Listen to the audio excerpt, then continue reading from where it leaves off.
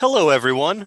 Welcome to Public Poetry, the monthly poetry reading presented by the Houston Public Library and Public Poetry. Today's program will include readings from our featured poets, as well as an open mic session. We'd like to encourage you to visit Houston Public Library's central location at 500 McKinney Street. We are now open to the public and offering materials, services, and programs to Houstonians. Thank you, everyone. And now I'd like to turn it over to Fran Sanders, the founder and director of Public Poetry. Fran? Thank you. Thank you for being here, everyone. It's great to see all of you. I just want to let you know about a few things that will be happening over the next couple of months. We are really excited about a number of changes that we'll be making. One thing is that we are going to be hybrid for this event, and we're going to do our first in-person part of it in October at the downtown library. We will also have a Zoom event. So for those of you who are distanced from us, you can still stay with us. And I'm so happy about that. And I want to especially thank the library for doing that. The other thing is that we have inaugurated a monthly happy hour. It's the last Tuesday of the month. It's at Brazil, which is just about on the corner of Westheimer and Dunleavy. And it's just a chance to have a drink, meet up with the people who are there. If you have a poem you'd like to read, you can read that. I'll be there. Some other board members will be there. And you're welcome to ask us anything you'd like.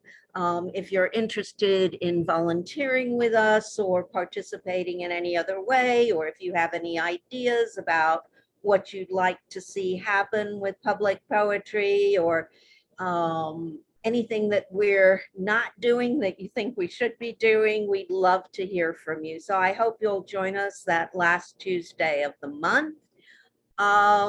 We also have a number of things going on for the next few months in addition to our library readings. We have a competition for the next anthology that we'll be publishing. The theme is tomorrow. I hope you'll enter that. That ends next month, at the end of next month. So please do enter in that contest. We will also be launching our last year's anthology in November. It's the pandemic poems, and I will be telling you a date for that shortly. And also, we will be launching several opportunities for those of you who have never done a video poem and are interested in doing one. We'll have two separate opportunities for you to get involved in that as part of Real Poetry. So there'll be a lot happening. That said, I want to thank our host, Leela Merrill, our camera person, Carrie Riegler, and turn it over to Leela. Hi, everybody. Before we get going, I'd like to introduce you to Carrie Riegler, who will take our group photo. Hello, everyone. I'm Carrie Riegler. I help work in the social media department here at Public Poetry. And since we have so many lovely people here at this event, we like to take pictures so we can remember it for years to come. So here at Public Poetry, we gotta be different with everything. So we like to say, instead of cheese, we like to say 1, 2, 3, poetry. Yes, so I'm going to go 1, 2, 3. We will all say poetry and we will take our picture. So let's wait a second for everyone to turn on their cameras because we do want to see y'all's beautiful faces. Okay. All right, let's do it. 1, 2, 3, poetry. Poetry. I know someone joined in late, so let's do one more for good measure. Sorry, One, just two. wait, we have one more person. Just Oh my goodness. okay. So many lovely people. Okay. Let's do this one more time. 1, 2, 3, poetry. Poetry. Lovely. Okay. Thank you, everyone. Have a great poetry reading. Okay, so just a quick word. If your poem contains something that should possibly have a content warning, just say so before you read it. And that applies to our featured poets and also the open mic. So with that, I'll introduce our first featured poet. Ashley Warner was born in New Orleans East and grew up in Gwinnett County, Georgia. She is working toward her Master's of Fine Arts at the University of Houston. Please welcome Ashley Warner. Hello, everyone. Thank you so much. Very honored to be here. I want to start with the poem titled Lunch Line. And some of my poems, including this one, do contain some adult material. Lunch Line. They lined us by name. I was after Nick Walker, who wore new sneakers each month. His dad managed a Foot Locker. I was before Chris Warren. Chris had a nook in the library where he sold lemon pie for $1. Let the older boys use him for practice. He taught me how to hem my skirt, how to light a colored pencil to dye my lip red. Miss Deanna made monkey bread on Fridays. She had a gold tooth, a man's name on her arm. She let us pick the food ourselves. The lunch lady who took the money knew the free lunch kids. We'd walk past her, our unfinished chests just reaching her register. She never tallied our food or creased our collars with a look. She was a wide, white wall.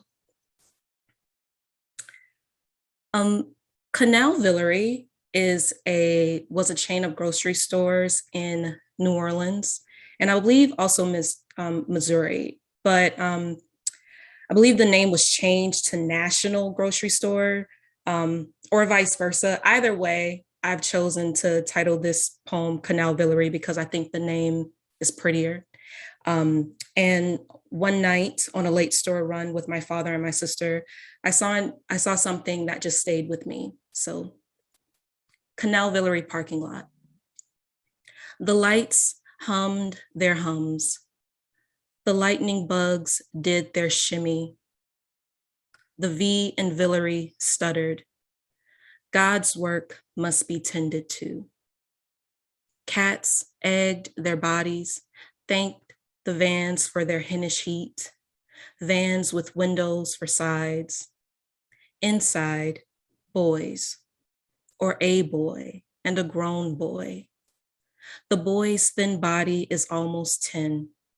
His whines are on their way to screams. The older boy is much older.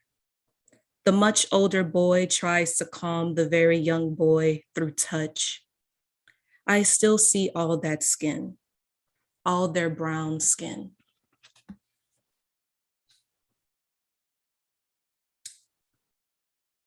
My parents didn't get officially divorced until I was like 17, but since I was like 10, they were constantly separating, getting back together, separating, getting back together.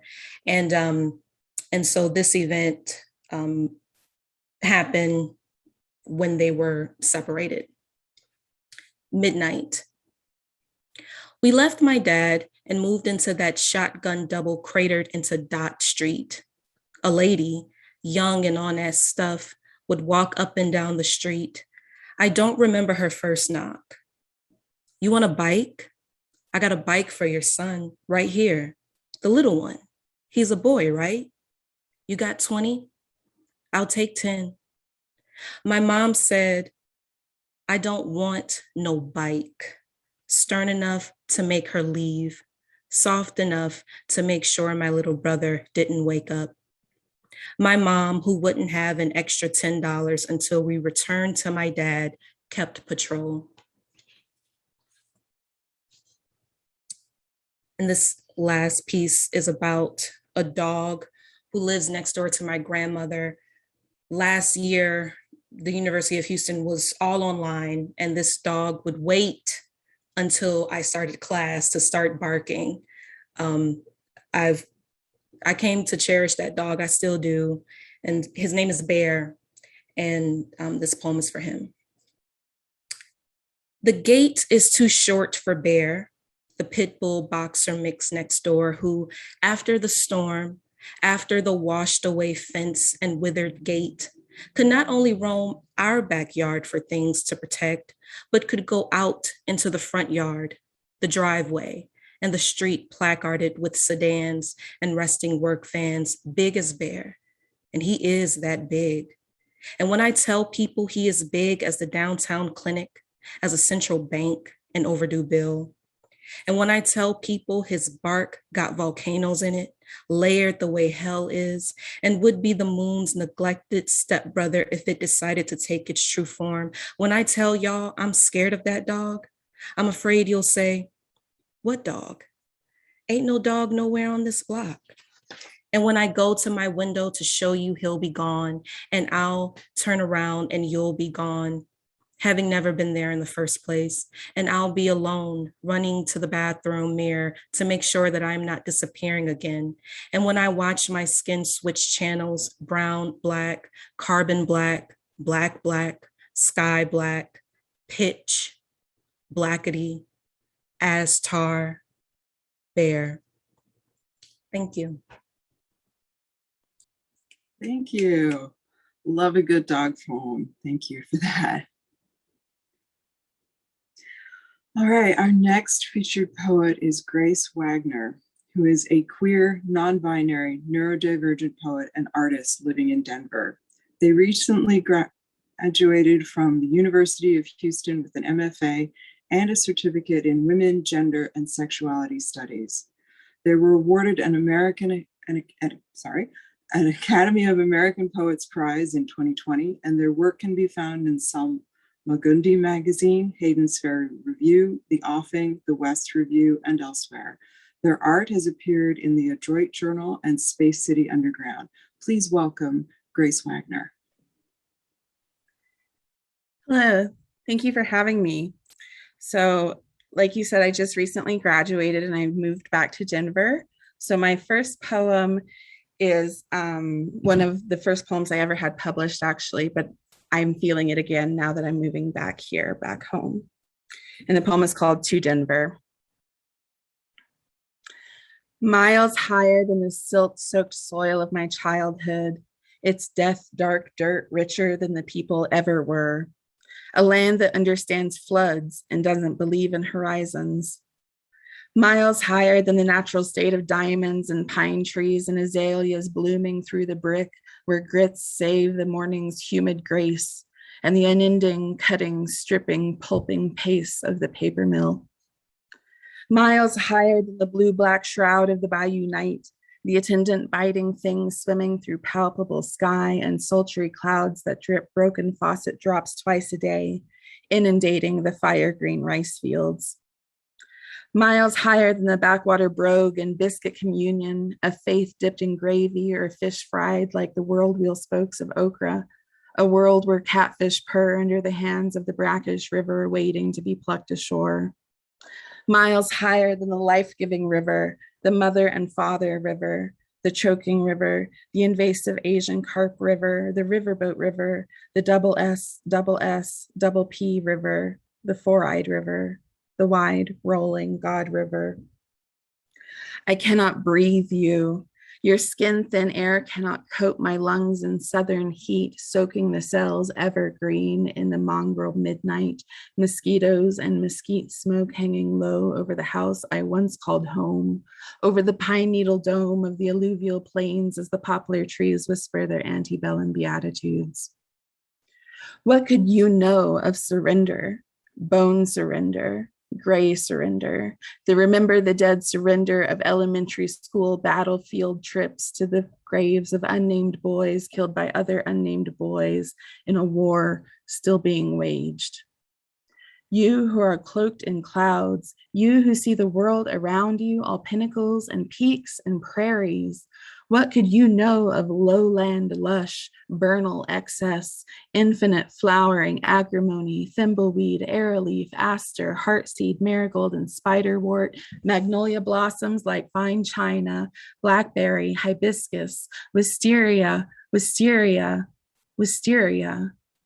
Even the parasites are beautiful, but you, hummingbird home, vagrant home, marmot and elk and moose home, your high-breasted peaks flash like magpie wings in the mountain dusk, thrust high above the droughted fields and skyscrapers taller than the trees. If you can call these shrinking scheffel brush trees at all, if you can call the way the light falls sharp and brusque, night, if you can call the shivering quake of the aspen anything more than uppity grass, organism, connected at the roots, I'll give you that. In a world without water, your roots are deeper than mine will ever be. Perhaps if I stand on the cliff a bit longer, feel the flat face of the mountain against my foreign feet, feel the dry and drying heat of high altitudes, feel the glacial sweep of the land sloping out to the plains and the Platte. How could I call this river? How could I call this home?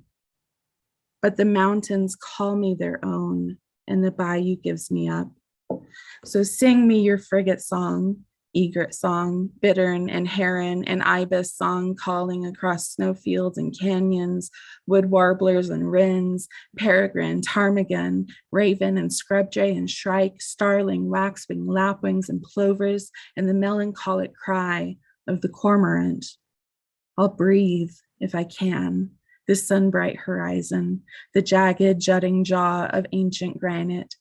How young these mountains, how young this city, crushed against the wall of the Rockies like a car crash, crashing in waves across the prairie as westward homeseekers squint against the dying sun swallowed by mountains, foot after foothill, trudging up and over and out again, but never truly leaving the peaks that push them, the peaks that Zebulon Pike could not ignore. Avalanche land, siren land, coax me into your crevices, blue iced light beckoning, beguiling peaks named for higher learning. High-leaning schist and gneiss, quartz and quartzite, aquamarine 13,000 feet above the sea, tourmaline, turquoise, topaz, zircon and agate, garnet and jasper, alabaster in the foothills of Fort Collins. I do not yet know you enough to name you more than the place where the columbines grow, the Centennial State, a new birthed place, a manifest destiny place where there is nothing without providence. Still, there are pines, pinyon, and ponderosa, though they do not have the face of those old trees, do not have the childlike terror height of my mind's eye, but still they are here, evergreen enough to let me sleep. Breathe me, you who sit continentally divided, who cannot decide on anything but the West and the wind and the wandering souls you swallow whole. Thank you. That was beautiful. Thank you. All right. Our next featured poet is Dee Zucconi, who has a current volume of poetry, Vanished. Let me just say that again. His current volume of poetry, Vanishes, just came out this year. His poems appeared in Borderlands, Waterstone, International Review of Poetry, Southern Indiana Review, many other publications. His poetry has been in anthologies from Round Top, Taos Artist, Words and Art, Mutabilis Press, Big Poetry Review, who Zucconi presented a show of altered Polaroid photos called Not Real Life, or Not in Real Life. He also curated an online poetry discussion called Ex Libris for Public Poetry. All right. He has been a featured reader in Houston, Brooklyn, Taos, Los Angeles, and is a frequent reader at the Archway Gallery and Words and Art at Rice University and the Menil Museum. Please welcome Dee Zucconi. Thank you very much. Thank you, Fran, and Public Poetry for continuing on and on with this wonderful event. Thanks to the Houston Public Library for being the relentless gift it is to the city of Houston and a wonderful treasure. I want to start with some poems from Vanishes, which I'm holding up for you. Some of them are, this one is about a card trick. If you've tried to learn any card tricks, you know they're really not much trick and a whole lot of tedious practice, but we go forward. It's called the sixes and nines, which is a trick. The first trick, like telling a bedtime story, relies on your face being able to invent details of what doesn't exist as happiness. Pleasure's such a surprise, we kiss it goodbye before it arrives. Cotton candy, satin sheets, menus, chocolate truffles, our favorite confusions diffuse our desires. I'm going to show you two cards. They don't matter.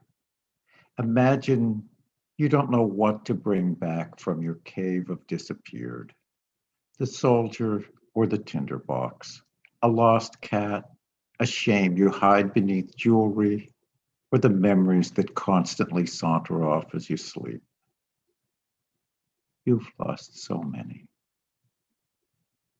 So much disappears. I see you're distracted. Here, look. Aren't these your sixes and nines leaping into my hand? Does it matter how I manage this? What's in your left hand? An itch?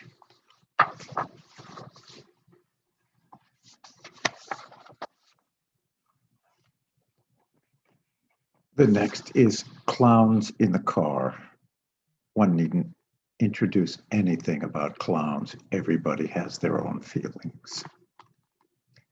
Clowns in the car, the place they're not supposed to exist, but they've practiced disappearing in odd angles of rearview mirrors, disappearing one white-faced clown as another returns, twisting balloons into dogs. It's only squeaky distraction. Don't believe that clowns wear makeup the same as we wear clothes. Widows' weeds, overalls, dancing shoes display spirits in our bodies. Mother's fur, Mr. Bolosky's baby blue tuxedo at the wedding reception, fun masquerades. Clowns rub away their faces, strut around disguised as Perio, Auguste, or a tramp. But even that won't be enough disappearance. Drums, clarinets, and glockenspiels imply a world even twisted for enchanted worlds. Laughter. Children scream or pee their pants or both. Painted eyes, kicks, slapsticks, yanking out each other's chairs, swollen hands in white gloves, swinging pails that always spill. Their silence is a complicit finger to the lips. Another gag. You know the routine. You've woken up in the circus again. There's a balking donkey being yanked and shoved. Clowns offer gifts, squirting flowers, a bucket of confetti, exploding dogs. And then finally, I want to read The Dog and Pony Show. In the tented world, everyone wants our pony and dog as an empath, a noble companion in a slave relationship, to carry us through the snowstorm or howl on our grave or refuse to eat when we're gone. Even God enjoys obedience tricks, silken head covers, colored veils, mutilations, kidnapped children. There's a clown in the center of the world and a constructed scarlet circle with that sweet dappled pony trotting faster and faster, seeing nothing, trusting commands, harsh words and attentive murmurs. A clown snaps his buggy whip. The pony runs dangerously faster. Equine eyes roll wild and searching, horse breath tearing air deeper, then deeper. It lowers its head to gallop, the sound of blind apocalypse. A little white dog begins to somersault at its floppy feet of the clown. It yips and begs for attention. Little dogs must. It pursues the pony, nipping hooves, dog paws, imperceptible, the pony rhythmically pounding. Oben! The white dog flies, landing on the pony's rump. The breath of our world ceases, then inhales. Sprung! The dog flips and flips. It's unbearable. Schnell! Schnell! The pony snorts and races. Desperate spatters begin as the crowd conjoins in the hope that a cataract of hand claps will make it stop. Still, the pony and dog continue. Circles, flips, circles, flips. There's nothing else in the world but these creatures. Prayers, terrible orbits that won't cease, and a whip. Thank you. Thank you. I could see and feel that poem. Love it. Our next featured poet is Joshua Nguyen, and he is a bisexual Vietnamese American writer, a collegiate national poetry slam champion, and a native Houstonian. He is the author of the chapbook American Look Bat for My Mother, which came out this year, and has received fellowships from Kundiman, Tin House, Sundress Academy for the Arts, and the Vermont Studio Center. He has been published in The Offing, Wildness, American Poetry Review, the Texas Review, Auburn Avenue, and Gulf Coast Magazine, among others. He has also been featured on the Versus podcast and the Slowdown podcast. His debut poetry collection, Come Clean, is about to come out. Yes, early October. Watch for that. He's a bubble tea connoisseur and currently a PhD student at the University of Mississippi. Please welcome Joshua Nguyen. Hi, thank you for having me. It's cool. My first ever, I think, writing workshop or writing experience was when I was 13 with Justin Bieber Bangs at the downtown Houston Library. So it's cool to be with this event. And in spirit of that 13-year-old self, I'll be reading some strange poems from my debut collection, Come Clean. Strange in the sense that like visually how they're like disparate across the page makes it interesting. I always wonder how I would read these poems. I think this is a good space to do it in honor of like how the downtown Houston Library really like opened up my writing career for me. So this first poem is called Save Me Marie Kondo. It opens with an epigraph. When you put your house in order, you put your affairs and your past in order too. I open my jaw to a framed photo of a grandmother I know from my first memory. Hospital bed, half-used Tiger Balm, EKG machine, rosary. From my first memory, it picks, and scoops little droplets of honey with a toothpick made from splinters in the door. Her shoulder smells of incense, lavender, love. Everyone around me, cousins, uncles, third cousins, friends of cousins, are crying. My father cries a sound I will never hear again. His mouth lockjawed over the beige mound at the foot of the bed. 10 lifeless toes crease beneath the hospital blanket. Or, I open my jaw to a grandmother from my first memory. It splinters like ice in Texas. Her shower smells of incense in Wisconsin and never crying again. Everyone around me, cousins, uncles, and the one who grabbed me, cries. I'm crying, but a father will never come near again. My childhood room locked, reading bedtime stories that shovel the attic within the attic, open. This box for the herbs, this box for the knives, this box for all her aoyais, this box for her yom, this box for her pearls, this box for her globes, this box for her purple robes, this box for the cognac, this box for the Hail Marys, this box for the rice paper, this box for the orange star, this box for the tar. Or, memory is a grandmother's jaw. It splinters. The second poem is called March 4th. It came because I love puns. I don't know if that's a hot take here, but I love how my birthday, March 4th, is also a pun of March 4th to come forward. So March 4th. Tell the priest to wait outside the hospital room. I'm wiping the blood off his handsome head. My son must be presentable to the world. My son, the world will try to bury you. You're worth more than the earth's demise.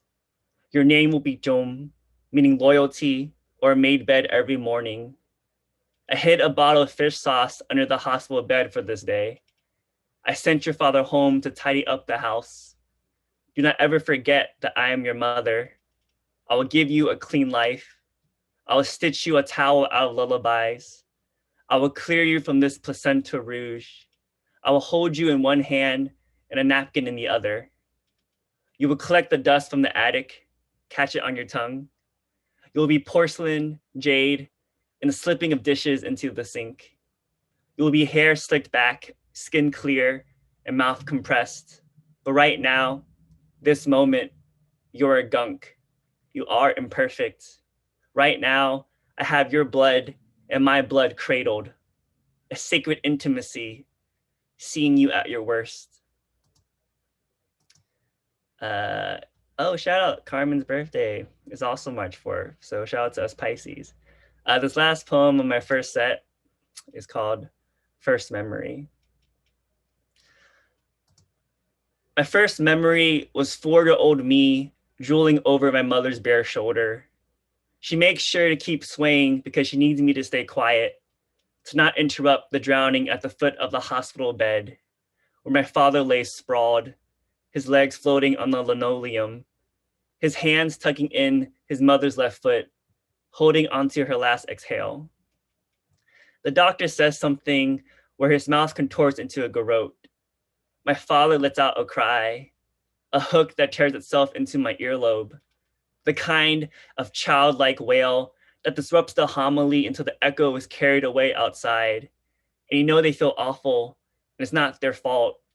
And after you drag your finger through the water and see them red and exasperated outside, you say nothing to them. And what is the worth of pride when your boat burns into the ocean, when you are the fire and the ship sinking and the salt digging into eyes, skin of your hands torn from holding the anchor dragged by the riptide? What then can a circling family in the hospital do when the captain is damning the god his mother reminded him to pray to every night because she said, how do you know when it will be your time?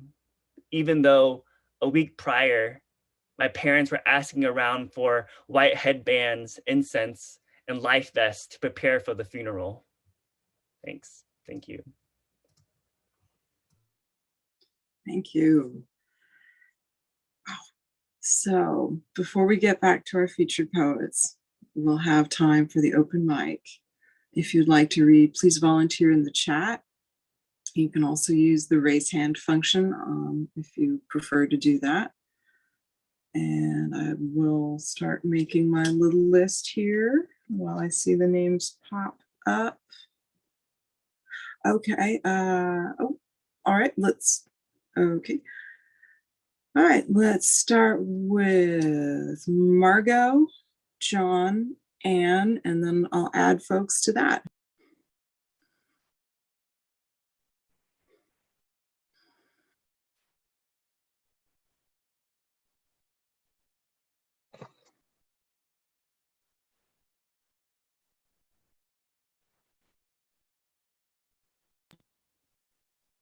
Do we have Margot ready? I'm ready. Okay, go for it. Okay, I have a curse word that appears twice. It is the opposite of heaven, just as a warning.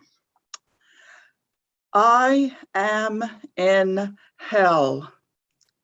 My idle brain, feasting on Netflix and Amazon, signals Satan to set up his wicked workshop in verbal centers of my cerebrum.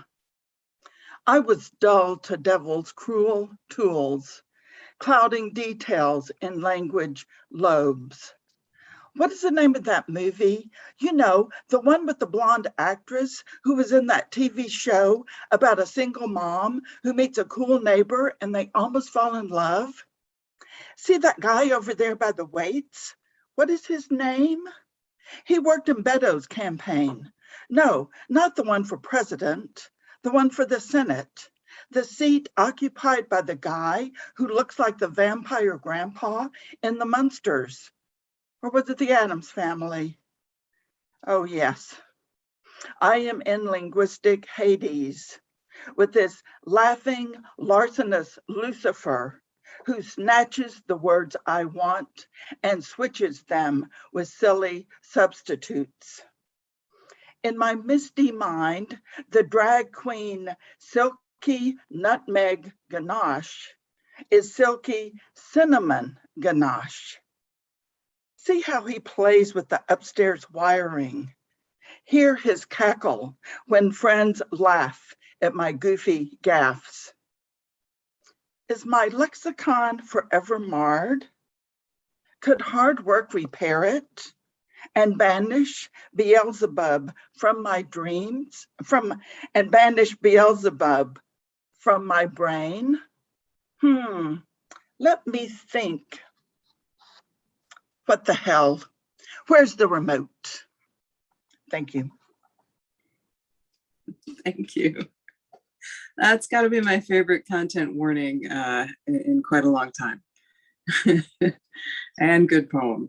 All right, let's have John Simons, followed by Anne, Deborah, and John Gorman. Hi, everybody. It's John Simons. This is a kind of a solemn, sobering poem.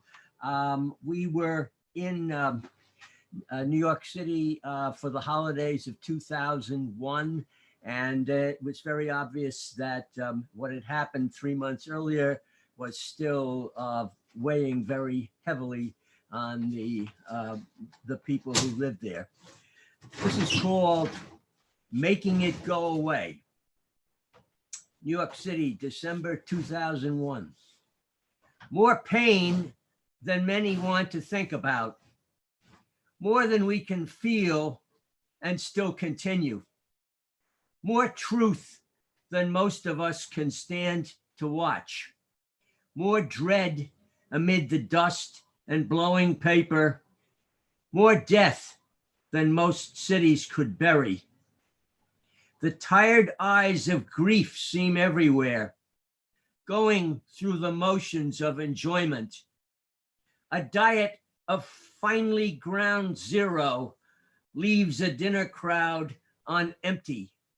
Lines of resolution stiffen the face of the city, connecting its separate lives through friends and neighbor folk with stories of the lost, the missing, those with choices too desperate to guide, too far from help to help.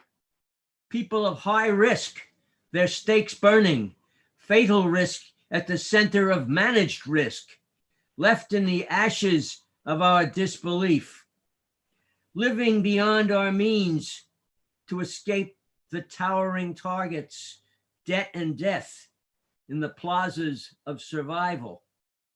Flaming people leap the plunge of horror, free fall over meltdown in a no choice end. Money movers and firefighters spinning Galileo on the weight of falling bodies, adding impact to the New York Minute. Put the non-believers to the stake, holding terror captive in an X-ray cage. Too frail to talk about for fear, we'll see how vulnerable we've all become. Can the heart support the grief?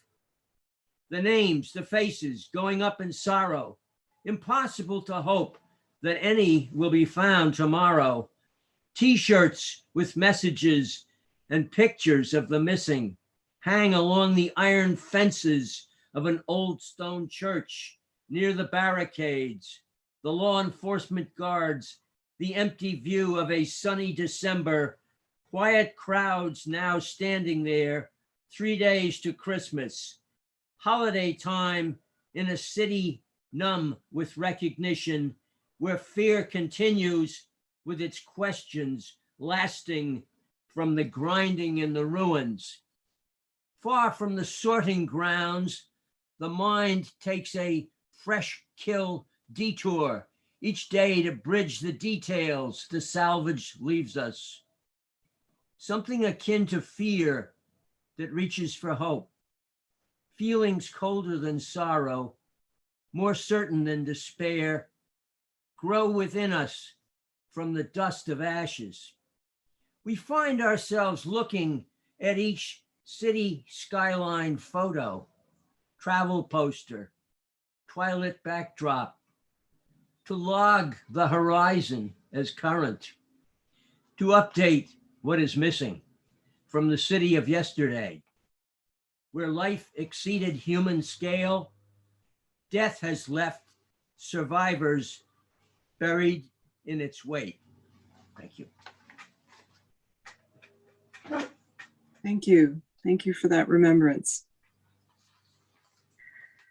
Anne, are you ready? Yes. Can you hear me okay?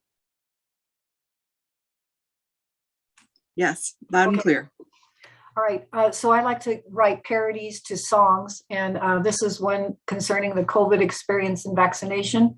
And then this is to the song, The Long Black Veil, that Johnny Cash sang. He does a good version of this. It's called Vaccination Woes. Just 1 week ago, I sealed my fate. I thought that I would not vaccinate. There were many like me, and they all agreed that this virus was not the threat that you see. And the chorus, it stalks our streets with a deadly force, puts bodies in graves with no remorse. This virus knows, this virus sees, this virus fooled me. The doc asked me, why did I wait so long? If I had took the shot, then I would still be strong. No words could I speak, I will lose my life. I listened to rumors full of hate and strife. And then the chorus, and then the last stanza. Now my time has come and my life will soon end with hundreds of lies, but no comfort they lend. This choice that I made was a big mistake. I'll join the others as my body does break. Oh, thank you. All right, let's hear from Deborah, then Dr. John Gorman, and then Doletta.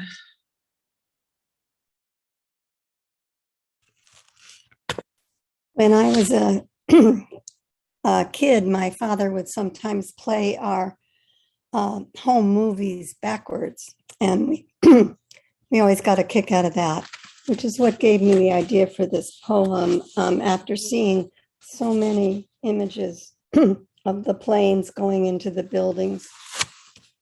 It's called Rewind. The walls of the 2 towers pick up their plaster and dust draws upwards into blue. Those who jumped don't, but blow softly up through open windows to sit at their desks intact. 200 firemen moonwalk back to their trucks, hang hoses up like warriors' swords as the running pedestrians stop, spin on their heels and stroll back through park and plaza shops. The melted church rights its ribs, pulls the roof back on like a hat, while fallen spires resurrect from blueprints. Both aircraft tanks siphon back flames of gas. Glass mosaic uncoils from debris, folds into steel archways. Two planes resumed their flight to Los Angeles and Los Angeles. As white exhaust feathers through morning, early and clear, 3,000 busy people loved by others, still right here. Gorgeous, that Indian summer sky. Thank you. I remember that sky. All right, John, then Daletta, and the chat's open if anyone else would like to volunteer. Okay, I thought that I would get on the ground early with a Halloween poem. It's called An Abundance of Pumpkins. An abundance of pumpkins, all of them orange, webbed with white, here and there touches of green, sprung from nature yet too wonderful not to be miracles, like elephants, first love, giraffes, sheet lightning, friendship, the Grand Canyon when, say, you're an Indian or a Spaniard out for a walk and suddenly there's the Grand Canyon. Pumpkins, so big, so many of them, heaps, and somewhere the perfect one, hollow, yet soon hollower still. Transformed, and what's left you can eat two ways. Riches, ridiculous riches, Aladdin, God, Uncle Scrooge, and when you're out after one with your father, there's also cider, Indian corn, warty, inedible squashes, the whole setup brilliant as grace right at the year's ending. How boring to think it's all from Satan. How perfect to dress up and move among 1,000 lighted pumpkins, getting handfuls of candy for free. How unaccountably wonderful everything suddenly is, and sometimes a truck pulls up right where you're there at the roadside stand or the garden center and dumps a whole load of them. Hollow bongo thunder, the thuddish plunk of somebody else's music, somebody closer than you thought people got to the way everything felt when it tumbled out of nothingness. This has been a good night. You've been able to compare it to things you haven't seen yet, things you haven't felt. You might risk a smile in public. If your father has a free hand on the way to the car with your pumpkin, you might take your father's hand. Thank you. All right, Daletta, you ready?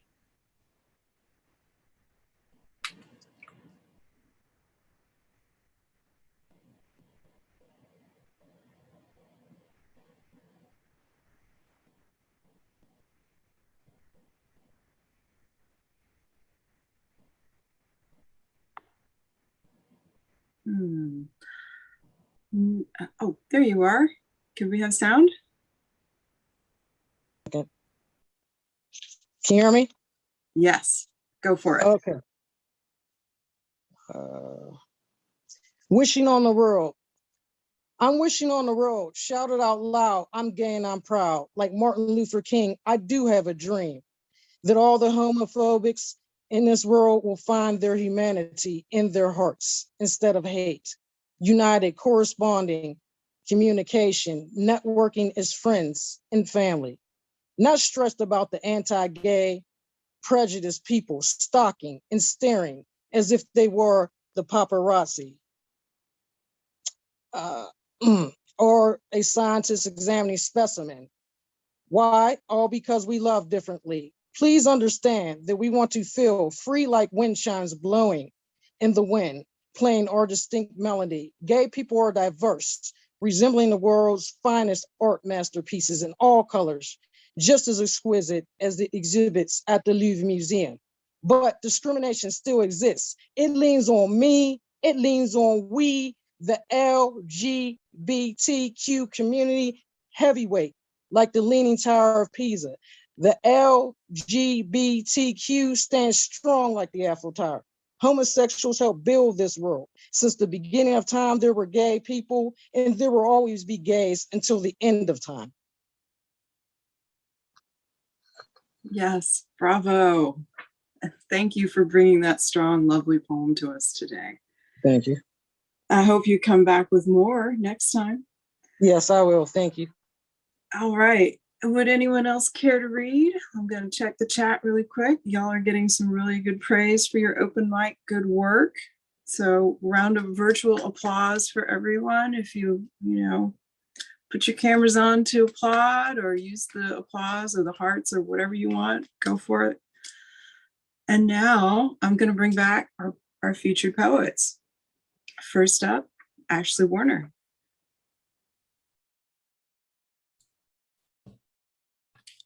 Thank you to everyone who shared their work. I really enjoyed that. And thank you for all of the kind words in the chat. Shout out to Jody, Aaron, Eric, and Brittany. I have been obsessed with August Wilson's play Fences and the character Alberta, who doesn't have any lines, and we never see her. She is the woman who has an affair with Troy and gives birth to his child, Raynell, and she dies in childbirth. So I've been pretending to be Alberta because I adore her. So, narrative. I am Alberta, first of my name, holder of crossvines, sister of teachers, lover of Troy, giver of Raynell. You're welcome. Bringer of thresholds. I chose Pittsburgh. On the map, it looks like an engine. When you close your mouth to say it, you stop breathing long enough to know the body needs air. The women come to me when they get an infected hangnail. I thicken the thinning spots of the scalp. The women come to me when the baby need not be there, when the skin of the lip crinkles like gooseberry husks, when they feel their men slipping like the loose reds of Spanish peanuts. We don't know much about Alberta. We only know that she's from Florida.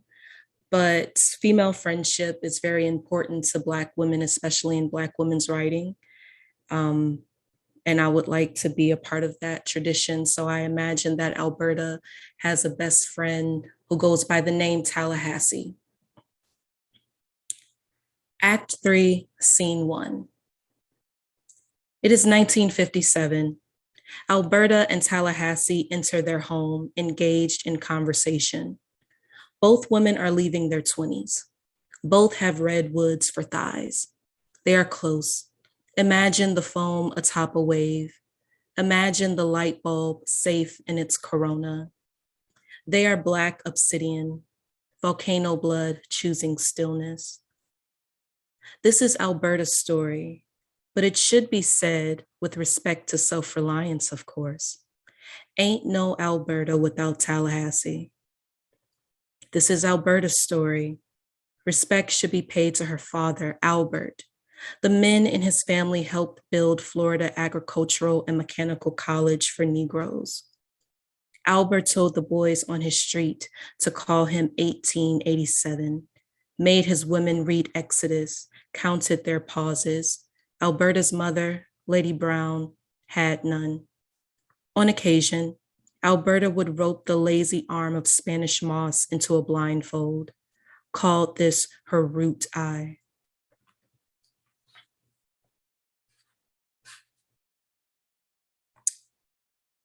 At the beginning of my first year at the University of Houston, we were tasked with sending in a haiku. I wrote the haiku, but I never sent it in. It wasn't required, it was optional. But it is about Raynell and her mother, Alberta, of course. Birth story. A mausoleum of a mother, brinish air, baby plots escape.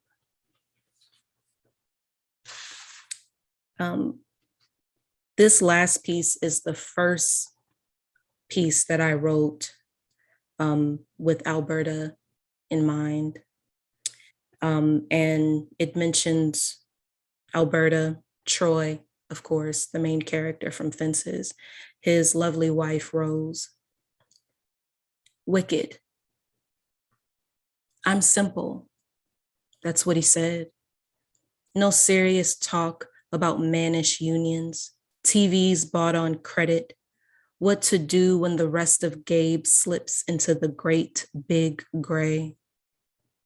I'm long gone and they still call me that big gal from Florida. Rose? Rose. I know she's better. She thinks of me when she winds the plastic barrette around the ends of Raynell's hair, stuck in a lifelong chore, unable to cocoon herself, unable to return. You learn so much when you die. Rose in that Bible so much, studying the dead, preparing, memorizing arbitrary passages. Arbitrary. I taught Troy that word. The laugh I'll laugh when she sees me, when she sees us. Thank you so much. Thank you. That's a very cool series. So, all right, let's welcome back Grace Wagner.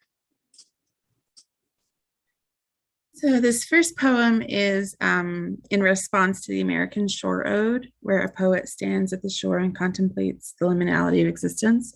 But my professor, Martha Serpis, kind of casually dropped that no one writes shore odes about Hawaii or Alaska. And I was like, challenge accepted, because I had a very formative experience in Hawaii. So here we go. Erosion at Punaluu Beach. Black sand, volcanic land of broken glass, fissure of earth erupting from the white surfaced sea, made bright by that collision of liquid rock and liquid rock. Here, fragments remain fragments, obsidian, even at noon. I was, I think, still a child, shaped like a woman I would never grow into. Shedding my dress, shoeless, I walked onto the black sand. I learned then that pain can make you crave the water. I felt the shards cut me, my feet city soft and nearly bleeding.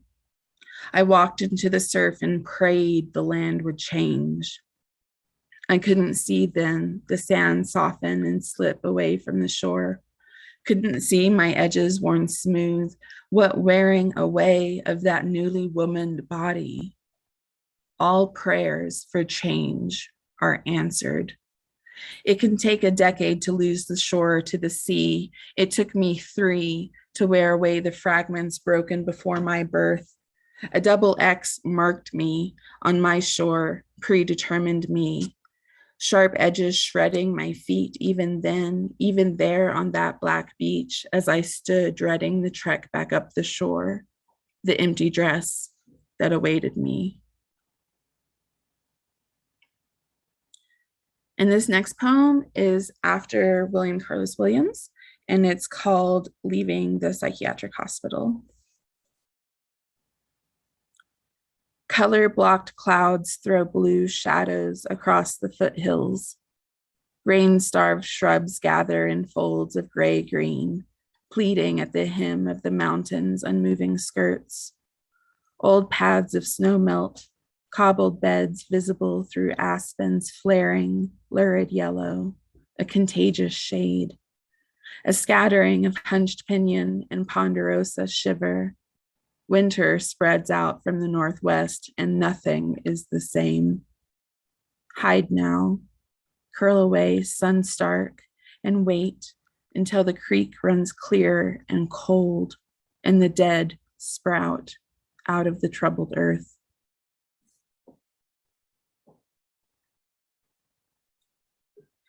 And then this last poem is some new shit. Sorry for the curse word. I should have said something. But yeah, and something I've written since I graduated. On the question of sentience, a memory. As a child, I rode the Galapagos tortoise at the Oklahoma City Zoo, her body heavy with 100 years to my 5. Her shell was rigid with keratin and cupped upside down to protect her aged insides. She knew I was no threat and ambled along her path, oblivious to my goings on. What had her 100 years shown her? I did not yet know what it meant to be alive, but was I sentient?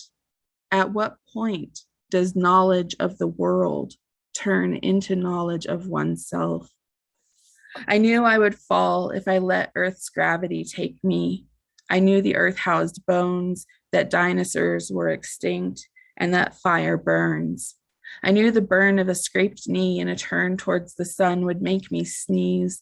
I knew I wanted something, but I didn't yet know what.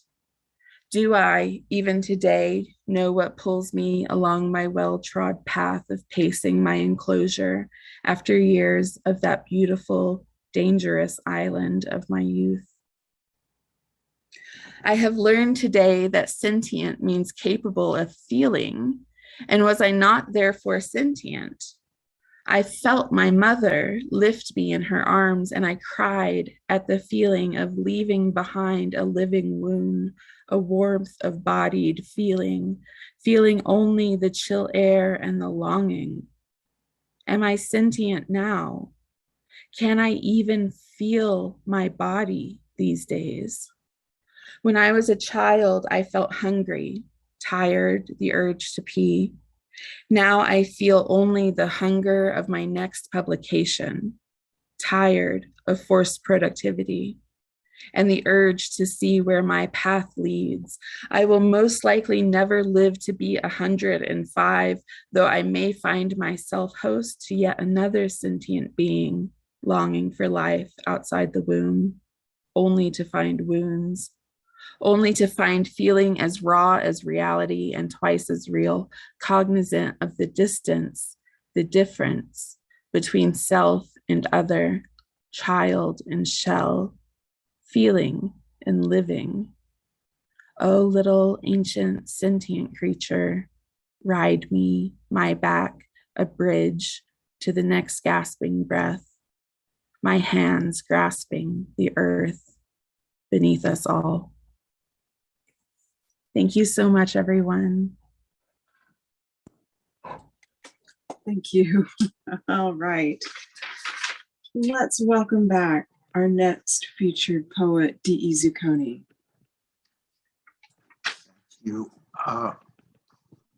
I wanted to be more of an ekphrastic poet. And I just kept finding myself attracted to lower forms of art.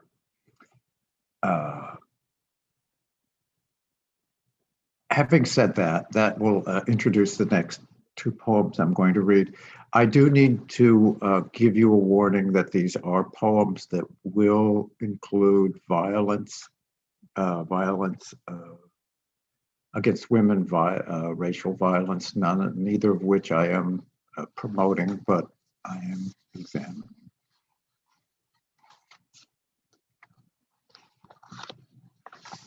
Sawing a woman in half. Pharaoh commands a miracle. Moses conjures a stick into a snake. The Nile is blood. Locusts appear, disappear.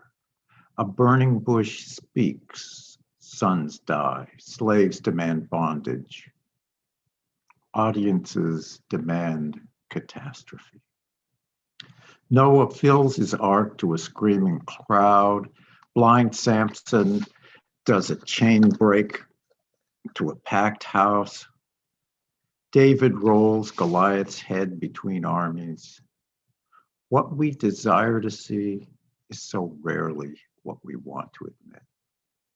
In 1920, Percy Selbit franchised an illusion using a crosscut saw to leisurely slice a woman in half, then restore her body to bedraggled integrity. Vaudeville audiences, stunned by screams of alarm and panicky shrieks, saw no story but applauded suffering. The magician's ingenue, no longer his accomplice, became his victim. It's an obvious trick, but the intimate drama of torture was the sensation that sells. London newspaper editorials demand theaters ban the act. Selbit dares Emmeline Pankhurst appear and allow herself to be sawn in two. A wall of posters displays women squashed, spiked, hammered, dragged through the eye of the needle. Houdini is inverted in the window of a Chinese torture chamber. Pearl White flickers helpless on screens, tied to the trestle as a train approaches, as the buzzsaw comes closer, as she's thrown off the cliff, as another fuse is lit. The knights of the Ku Klux Klan ride to the rescue, and the theater cheers. In Duluth, postcards of circus workers hanged on light poles become family correspondence. There's a constant demand for terrible miracles. Seeing has only been believing. And this last poem is based on a small picture of a frozen canary. It's an oil painting.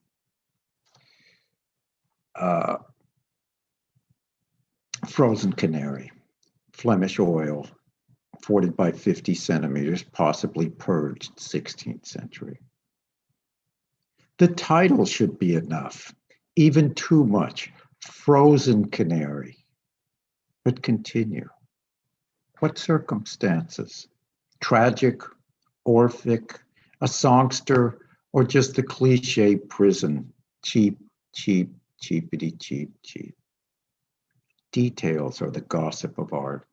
A gilded frame, eroding colors, the minuscule circumference, that detailed aviary, manicle measures, like the Papangeo stammer, parts presume a grandiose whole. But who seems sure of mimesis since the storm set? Imitating a past winter of enveloping dark requires different skill than pulling brocaded drapes across dining room windows.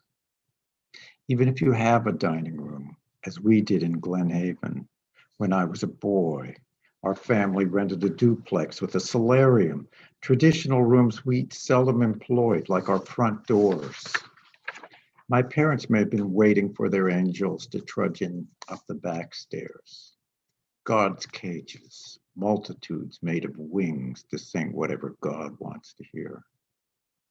I can't believe angels could have been any more grateful than the imaginary canary. Freedom, so frequently pennies tossed up from hell. My canary sang only to the vacuum cleaner. I say my canary, the yellow bird dad named Pete, his gift of responsibility to me as a boy. But now, me means you, the viewer, assumed into this miniature of an ice-glazed corpse of a songbird, beak sealed, blue-tinged tail feathers, a nearly invisible wire chain. You might still imagine even that extremity, a worn obstacle to disbelief, a trope, or a Ravenstein imitation? No one knows. Maybe it's a forgery cleverly overpainted with linseed oil, or a genuine Quattrocento on a Linwood panel, purchased just as the Little Ice Age ended. It was briefly a prosperous Netherlander's vanitas, a religious style of household abundance on display. Laid cherry tables piled with overripe fruits, fusty gouda and truckles, fresh killed game, sliced Parma ham, rotting roses. Covetousness invested with understatement. And haven't we briefly admired those other Dutch snow scenes? Knots of shivering peasants trading news huddled around winter fires, circumstances, market rumors, worried looks. We could be mistaken to imagine this canary isn't a parable, an allegorical corpse, a painted fable of the soul in rigor mortis. Doom as the mid-leg of a triangle, perhaps on the unity, traded alive for a clay pipe or a glass of beer. No allusions to penance, only divine selection. Colder silence portending from the gilded hand carved framing. A religious aesthetic of terror, undeniable as swallowing live fire, but denied. One family fortune in the dining room, hanging inheritance lost. 3 centuries later, by chance identified wandering in the haunted circle of rummage auctions. Backside inscribed, pond, April 7th, 1645. In a silent bird, 311 bills of lading, double entered. 319 screams frozen to the timbers each trip. Enterprising, nothing more or less. Prayers to the unimaginable will of God, storming across a sea of sugar and smoke. Just as a footnote, the Unity was a sailing ship used by the Dutch West India Company exclusively for slave trade. It made 311 crossings, carrying about approximately 900,000 people to slavery.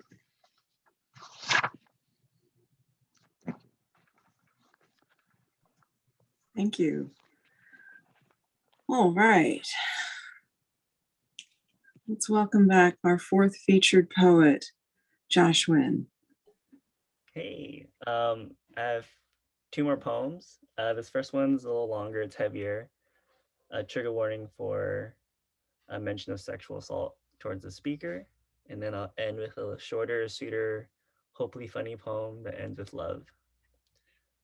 So this first poem is called I Don't Trust the Dishwasher, which I don't know if this is like an immigrant child thing or an Asian thing, but we don't like work with dishwashers for their purpose.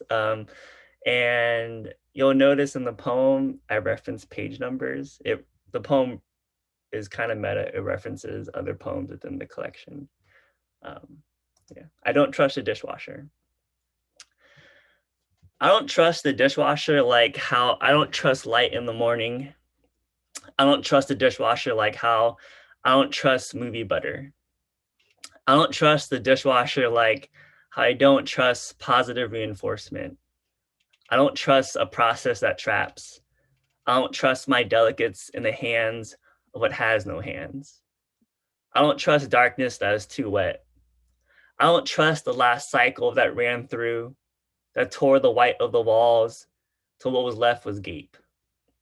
I don't trust mouthwash to do the job that floss does.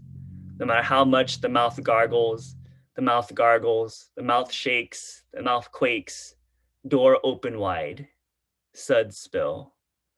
Plates cover back to still, trauma in the shape of steam, a spa of floating wrists, reaching out toward my neck, my back, my forehead, and the gum between my teeth. Gurgled soap in my throat, dirty words illuminated under gaslight. Foam bursting out of orifices, organic lavender down my eardrums, hearing threats disguised as pillow talk. I should be able to stop the dishwasher halfway. I shouldn't have to wait for it to be finished. Don't scrub a nonstick pan past the point of purity. I was baptized in a bath, swallowed enough sacred oil for the parish, my own unconsented renewal, a car wash of my body during another Texas or New York or Mississippi flooding. My mother swaddled me clean enough, see page 3. So all I received from baptism was a sacrament of dry skin. Let me be born again in the sink, the dish soap up to my breasts, my cousin's black teeth smiling behind the disposable camera, a pillar of bubbles atop my head, a gag collar around my cheeks, a green sponge in place of a red ball. The sink chromed in a basement in Wisconsin, see page 6. Washington, see page 40. What matters is that there are no basements in Texas, see page 12. What matters is that I was 7 or 8 or 9 or 11. I was undersized, I was cleaned out. What matters is I was 13 in a bunk bed, see page 15 in San Diego. I was not supervised. I fell in love with the painter. We kissed on a window until their coach interrupted.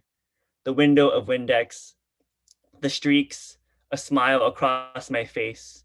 What matters is that another person from another team blacked out the windows. What matters is that I was 13 and they were 20. My clothes burning by the fire exit. My skin broken glass by the fire extinguisher. The bunk bed, a power dynamic between fire and hand sanitizer. Afterwards, I lay, sprawled, a rag drenched in alcohol below a broken bulb.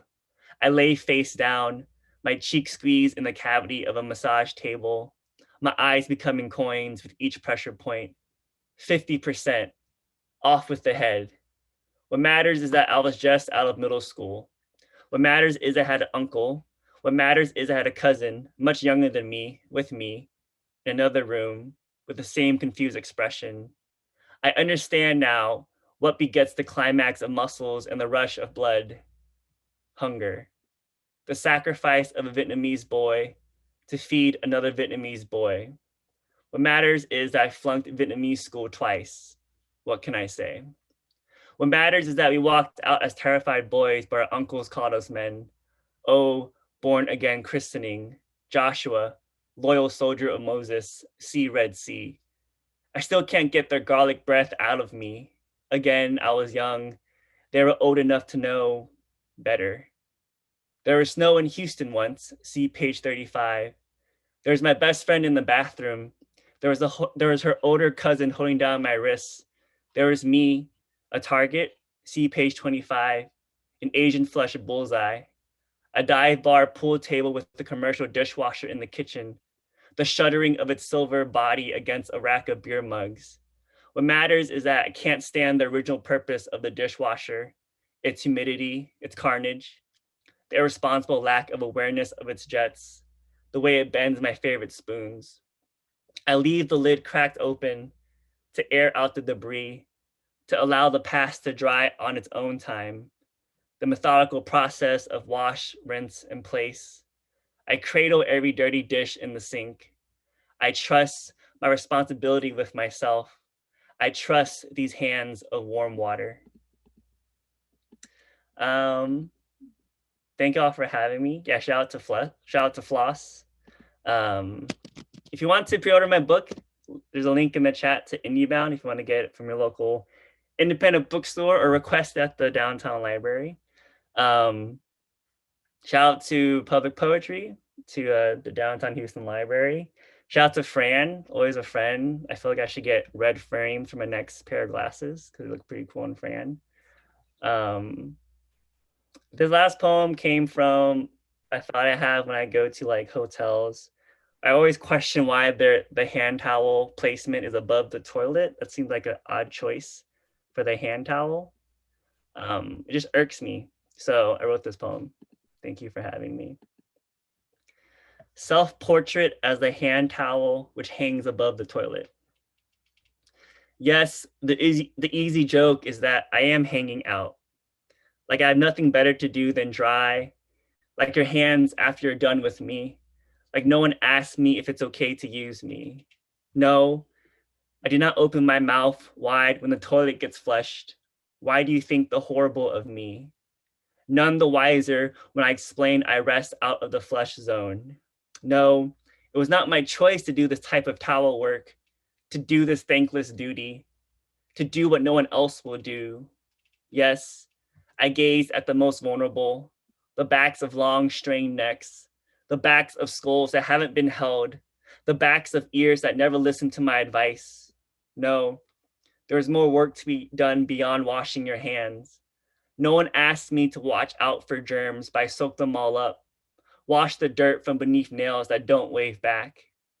Yes, I am lonely. I am sad and feel unloved. I am sick of the smells. I am wanting a life in the kitchen. No, not the ones on reality TV, but the silver of fluorescence across my view. The temptation of the oven's handle, sleek, the wild nights of spaghetti and marinara messy. Yes, I want the conflict of the kitchen, but the kind with the regifted oven mitt, butter still on the edge of the thumb, bud of a cauliflower in its palm, simple and wishing me love. Thank you.